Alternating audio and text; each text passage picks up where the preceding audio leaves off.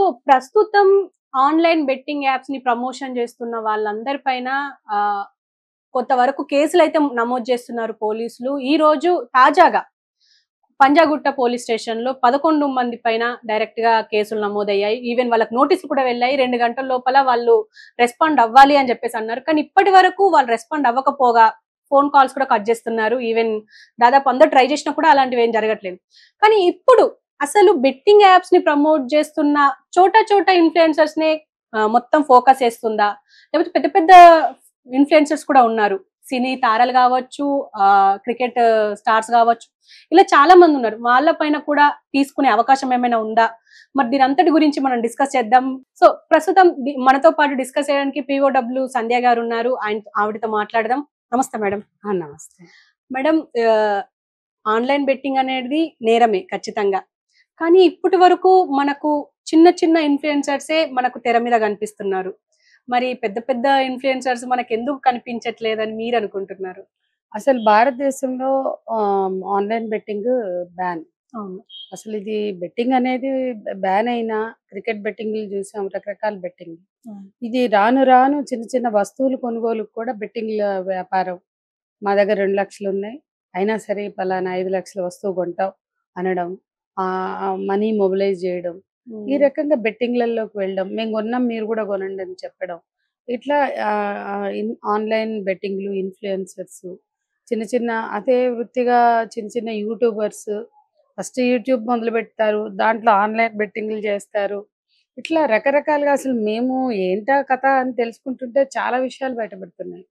అసలు ప్రపంచంలో స్పోర్ట్స్ చుట్టూ బెట్టింగ్‌లు అన్ని చోట్ల సాగుతున్నాయి. యూరోప్ అంతా అవును. కూడా ఫుట్‌బాల్ ఇట్లా క్షణాల్లో పెడతారు.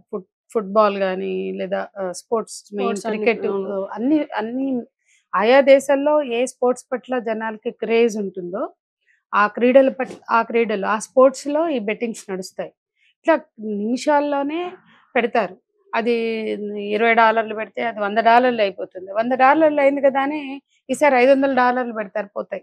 అవును. అట్లా ఈ బెట్టింగ్‌లలో వచ్చే వాళ్ళకి కొంత అయితే పోయే వాళ్ళకి ఎక్కువ. అవును. ఏ జూదాలైనా అంతే. పేకాట ఆడితే వచ్చినప్పుడు వచ్చి పోవడం అంటే వచ్చిందని అలా ఎగబడి చేస్తారు. కానీ చాలా మందికి పోతుంది. అది మనం అవును. పేకాటలో తెలుసుకున్నాం. చాలా మా చిన్నప్పటి నుంచి పేకాట ఆడి ఇలా నష్టపోయారు అనేది కూడా మేము విన్నాం. అట్లా ఏ జూదమైనా, ఏ బెట్టింగ్ అయినా ఆఖరికి అది వ్యసనంగా మారిందంటే దాంట్లో కొంతమంది నష్టపోక తప్పదు. అవును. కానీ ప్రజల బలహీనతల్ని సొమ్ము చేసుకుంటే తప్ప కొంతమంది బతకలేరు అన్నట్లుగా ఈ వ్యాపారాలు తయారైనయి. అంటే ప్రజలకి ఎన్ని బలహీనతలున్నాయో అన్ని బలహీనతల్ని సొమ్ము చేసుకుందాం అన్నట్లుగా ప్రభుత్వాలు తగలబడుతున్నాయి. అంతే. కొంతమంది సంస్థలు బెట్టింగ్ యాప్స్ నడిపేవాళ్ళు కావచ్చు. ఇప్పుడు చూడండి ఐపీఎల్ వస్తుంది. రేపు ఎన్ని యాప్స్ పుడతాయో. ఇప్పటి వరకు ఉన్నవి కొన్ని ఇంకెన్నొస్తాయో. అవును. అందుకని ఇవాళ ఏదో 11 మందికి నోటీసులు ఇచ్చి షో చేస్తే కాదు. ప్రతిదీ ప్రభుత్వాలు షోనే. వాళ్ళు వాటిని నిర్మూలించాలి, నిరోధించాలి అనే పద్ధతుల్లో ఎప్పుడూ లేరు. హ్మ్. అట్లా ఉండి ఉంటే ఇన్ని యాప్స్ ఎందుకొస్తాయి? ఇంత వ్యాపారం ఎందుకు నడుస్తుంది? ఖచ్చితంగా. కాబట్టి కోళ్ల పందాల నుంచి మొదలుపెడితే ఐపీఎల్ క్రికెట్ వరకు బెట్టింగుల చుట్టూ వ్యవహారం నడుస్తోంది. ఈ బెట్టింగ్‌ల వ్యాపారాల్ని కంట్రోల్ చేయాల్సిన బాధ్యత పాలకులదే, ప్రభుత్వాలదే. కానీ ఈ కాబట్టి పాలకులు ఏం ఆలోచించాలి మేడం? ఇప్పుడు వీళ్ళ పైన కేసులు పెట్టడమా? లేకపోతే రూట్ కాజ్ అసలెక్కడి నుంచి ఈ యాపులు మొదలయ్యాయి? ఎక్కడి నుంచి ఈ గేట్‌వేలు, బ్యాంకింగ్ గేట్‌వేస్ ఎక్కడున్నాయి? వీటిపైన ఫోకస్ ఏస్తే బెటర్‌గా ఉంటుందేమో గదా మేడం? ఖచ్చితంగా అసలు గేట్‌వే ఆఫ్ ఇండియా ఉన్నాయి. ఇవి గేట్‌వే ఆఫ్ తెలంగాణ గాదు. హ్మ్. గేట్‌వే ఆఫ్ ఇండియా నా దృష్టిలో. బెట్టింగ్ యాప్స్ కానీ చాలా మనం పోర్న్ సైట్స్ తీసుకున్నా అంతే. గేట్‌వే ఆఫ్ ఇండియాలోనే పోర్న్ సైట్స్‌ని నిరోధించొచ్చు. అవును. అట్లా కాకుండా ఏ రాష్ట్రంకి ఆ రాష్ట్రం ఎంతవరకు చేస్తది? కాబట్టి గేట్‌వే ఆఫ్ ఇండియాలోనే కంట్రోల్ చేయాలి. అట్లా కాకుండా లోకల్‌గా ఆయా స్టేట్స్‌లో ఎక్కడన్నా జరిగితే వాటిని కూడా కంట్రోల్ చేయాలి. ఇప్పుడు ఈ బెట్టింగ్ యాప్స్ రకరకాలుగా రూపాలు మారుతున్నాయి. అవును. మనం చూస్తున్న యూట్యూబ్ ప్రమోటర్స్, చిన్న చిన్న యాక్టర్లు, చిన్న చిన్న హ్మ్. యూట్యూబర్స్ చేసే ఇన్‌ఫ్లుయెన్సర్స్ చేసే మార్కెటింగ్ అని అనుకుంటే తప్పు. అవి చిన్న స్థాయి. ఓకే. ఇంకా పెద్ద స్థాయిలో కూడా జరుగుతున్నాయనేది వార్తలొస్తున్నాయి. అందరికి తెలిసిన విషయాలే. కానీ వాటిని కట్టడి చేసే సత్తా ప్రభుత్వానికుండాలి. ఉందా అనేది ప్రశ్న. కానీ ఇప్పుడు మీరన్నట్టుగానే ఎప్పుడు ఇప్పుడు ఈ చిన్న చిన్న యూట్యూబర్ల మీదనే మనం ఇప్పుడు ఫోకస్ పెట్టాము. ఈవెన్ రేపటి నాడు పెద్దవాళ్ళు కూడా బయటకు రావచ్చు. కానీ ఇప్పుడు ఒక పక్క అసెంబ్లీ సమావేశాలు నడుస్తున్నాయి. అటు 2 తెలుగు రాష్ట్రాల్లో.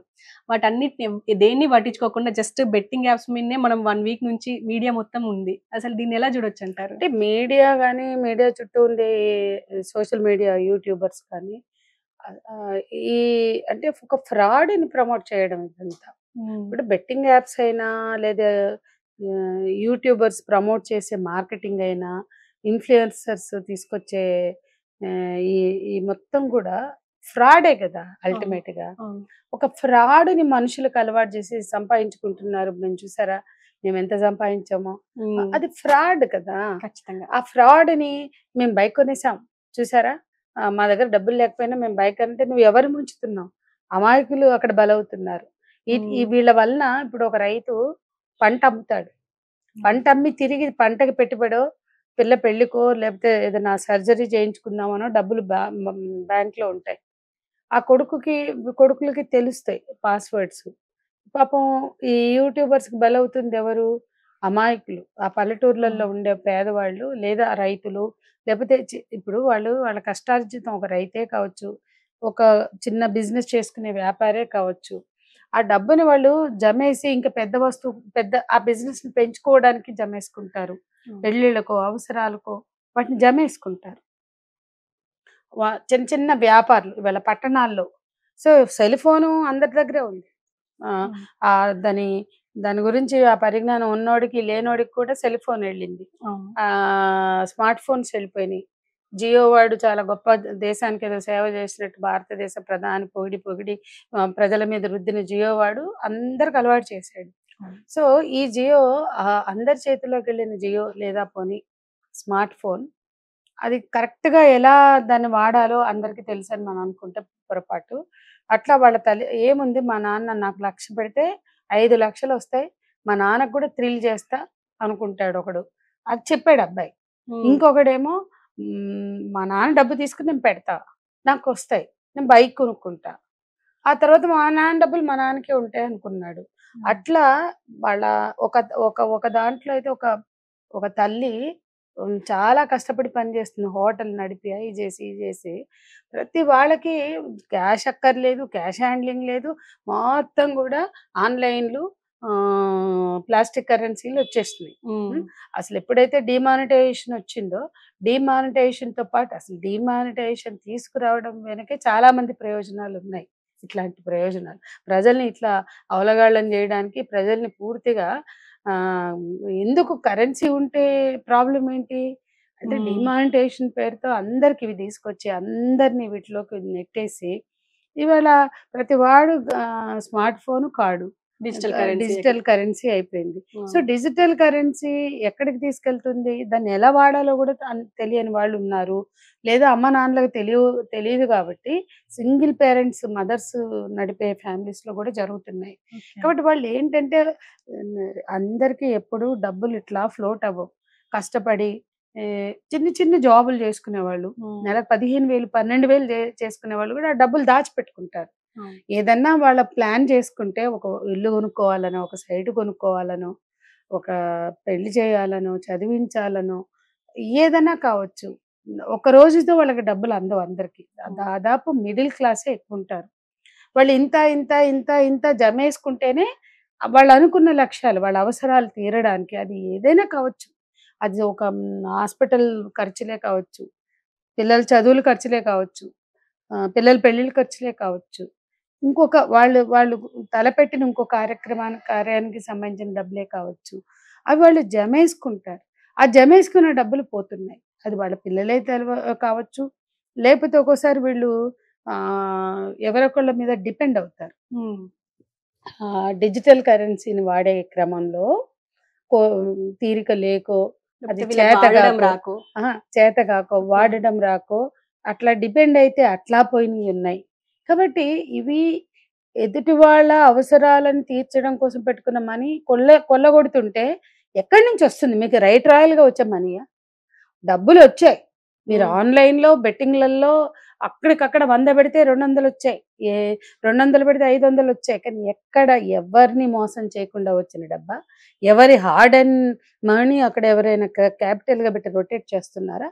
ఈ స్పోర్ట్ ని మేము ఎంకరేజ్ చేయడానికి, ఈ గేమ్ ని సపోజ్ ఐపీఎల్ తీసుకో, ఈ ఐపీఎల్ ని మేము ఎంకరేజ్ చేయడానికి అంబానీలు ఆదానీలు తీసుకొచ్చి ఆడు 100 కోట్లు పెట్టాడు గేమింగ్ చేసుకోండి అని పెట్టారా?